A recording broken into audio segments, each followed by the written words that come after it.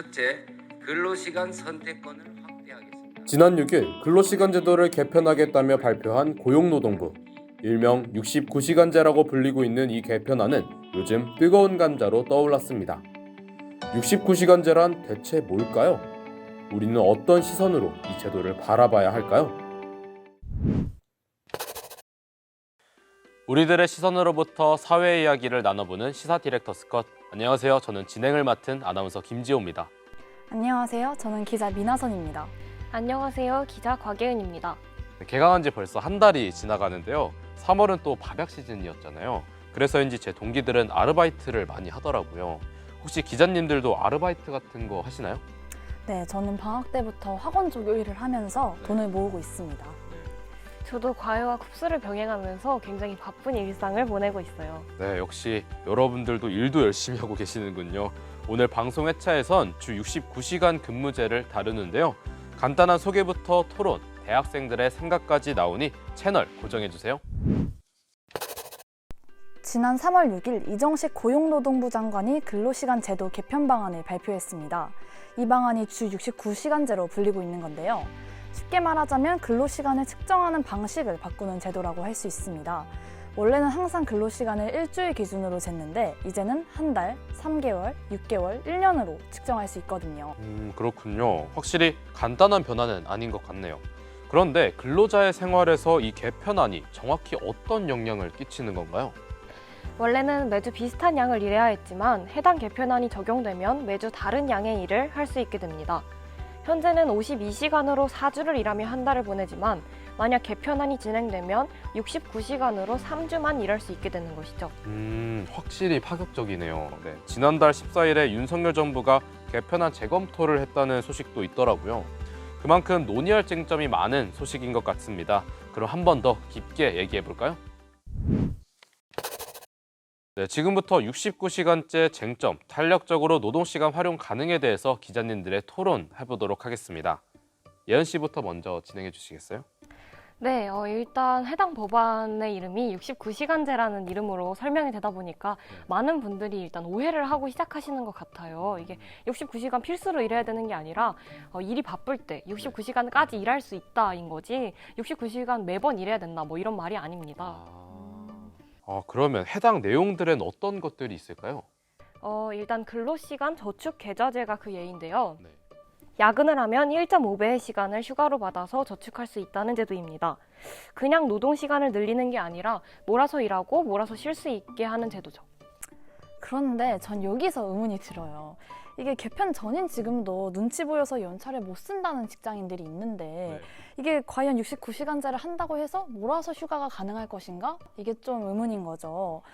한국보건사회연구원의 설문조사에 따르면 직장인들이 평균적으로 쓸 수 있는 연차 17일 중에 5일은 쓰지 못한다고 합니다. 대체 인력 부족, 업무량 과다가 원인으로 꼽히는 상황에서 몰아서 휴가가 가능할지 의문입니다. 네, 첫 번째 쟁점에 대해서 이야기 나눠봤습니다. 다음 두 번째 쟁점인 더 효율적이야에 대해서도 이야기 나눠보도록 하겠습니다. 기존의 52시간 도입에 대해서는 비효율적이라는 문제가 항상 있어 왔습니다. 근데 그런 문제점이 제기되었을 때보다 오히려 지금 더 근무 환경이 변칙적인데요. 지금은 재택도 하고 온라인도 하고 다른 시간을 살고 있는 외국의 글로벌 환경의 근로자들과 경쟁하기도 하죠. 네, 그래서 그런 환경에서 근무할 때 일괄적인 주 52시간 근무제가 적절한 방안이 될지는 의문이긴 합니다. 혹시 이 점에 대해서는 하선 씨는 어떻게 생각하시나요? 물론 기존 제도가 완벽한 건 아닙니다. 네. 오히려 그래서 이렇게 바로 개편을 시도하는 게 과연 좋을까요? 한국노총 또한 주 52시간 상황제가 제대로 정착되지 않은 상황에 이렇게 바로 개편안을 내는 것을 우려한 바 있습니다. 네, 좋습니다. 이렇게 쟁점 두 번째까지도 이야기해봤는데요. 다음으로는 쟁점 세 번째, 노동권과 건강권 문제에 대해서도 이야기 나눠보도록 하겠습니다. 이게 장시간 노동체제의 부활이 걱정되는 상황이다 보니까 정해진 기간에 프로젝트를 끝내야 하는 IT, 게임업계 노동자들은 크런치 모드와 같은 장시간 근무가 부활할까 봐 걱정하고 노동 강도가 높은 중소기업 현장직의 경우 몰아치기 직교탄에 맞을까 봐 걱정하고 있습니다. 지금 개편안에선 그럼 이런 과도한 연장 근무를 방지할 건강권 관련 조치는 없는 건가요? 그건 아닙니다. 그래서 11시간 연속 휴식이 의무로 지정돼 있어요. 그래서 이제 퇴근한 이후 최소한 11시간 정도는 쉬게 해줘야 된다는 건데 네.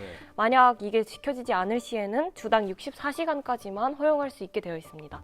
근데 69시간에서 64시간으로 줄어봤자 뭔가 얼마나 준가 싶고 아직도 길다고 생각을 하거든요. 네. 노동시간 유연화가 이미 잘 되어 있는 독일보다 우리나라 연간 노동시간이 거의 600시간이 더 많습니다. 600시간이나요? 네. 그러니까 이런 유연화 이전에 실질적인 노동시간이 한국에서 좀 줄어야 노동자들의 건강을 지킬 수 있지 않나? 그런 생각이 듭니다. 아, 네, 좋습니다. 정말 양측 의견이 모두 팽팽한데요. 그럼 우리 학교 학생들은 69시간제에 대해 어떻게 생각할까요? 인터뷰 보고 오시겠습니다. 최대 69시간씩 일할 수 있게 되는 거잖아요. 근데 이제 그게 사실 정말 나에게 있어서 정말 실질적인 자유인지 그러니까 조금 물론 취지는 좋지만 이게 뭐 저는 저번 주에 69시간 일했으니까 뭐 다음 주에는 30시간만 일하겠습니다 이렇게 했을 때 그게 과연 정책의 취지에 맞게 탄력적으로 운영될 수 있을 것인가. 노동자 입장에서 외부적인 압박들이 있다 보면은 이제 그것이 69시간까지 일할 수 있으니까 그 정도 일해야 되는 거 아니야? 이런 식으로 좀 받아들여지는 경우도 있을 것 같아서 누구를 위한 정책인가에 대해서 생각을 다시 해봐야 되고 또 정말 실효성 있게 운영될 수 있을 것인가 또 보완책이 있을 것인가에 대한 좀 제도적 마련이 필요하다고 생각을 합니다. 확실한 보상이 있고 또 복지 체계도 좋은 회사에서는 전 충분히 69시간 근무가 괜찮다고 생각을 합니다. 오, 비슷하면서도 또 조금 다르게 생각하는 부분도 있네요. 교수님의 의견도 준비해 봤는데요. 이종선 고려대학교 노동대학원 교수님의 말에 따르면 일부 인력난을 겪고 있는 중소기업엔 도움이 될 수도 있겠지만 전반적인 장시간 노동체제로서의 복귀가 예상이 된다고 합니다.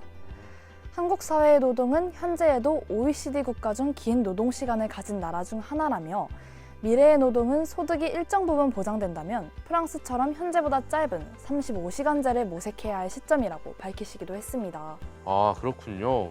주 69시간 근로 개편안이 시사하는 게 단순한 탄력적 근무가 아닌 것 같아요. 노동에 대한 각기 다른 시각, 워라밸, 근로자의 건강관까지 정말 많은 문제를 함께 다루게 되는 주제네요. 맞습니다. 정말 어렵죠. 근로는 우리의 삶에서 빼놓을 수 없는 아주 중요한 부분인 만큼 더욱더 신중하고 사려 깊은 접근이 필요한 것은 분명해 보입니다. 네, 좋습니다. 오늘 이렇게 주 69시간 근무제에 대해 이야기해봤습니다. 시청자분들께 도움이 되는 영상이었길 바랍니다. 그럼 이번 CD컷은 이렇게 마무리하도록 하겠습니다. 저는 아나운서 김지호였고요. 곽예은, 민하선 기자님 두 분과 함께했습니다. 감사합니다.